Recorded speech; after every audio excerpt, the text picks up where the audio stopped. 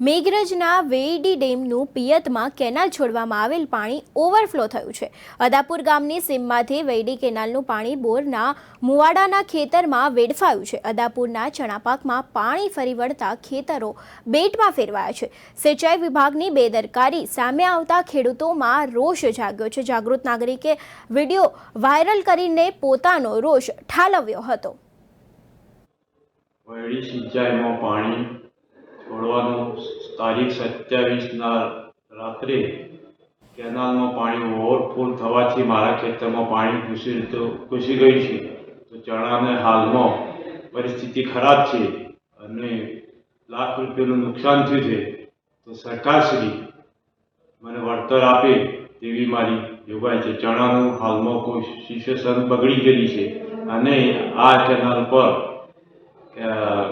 કર્મચારીઓની ગોલ્ડ બેદરકારીથી આ canal overflow થવાથી કોઈ રાતના કોઈ પણ પાણી ઓવરફ્લો કરી નાખી અને આ ચણાનું પાકને નુકસાન પહોંચ્યું છે। બધા તંત્રોમાં કલેક્ટર ઓફિસ, નિયામક ખેતી સિંચાઈ ખાતામાં પણ મેં અરજી આપી છે।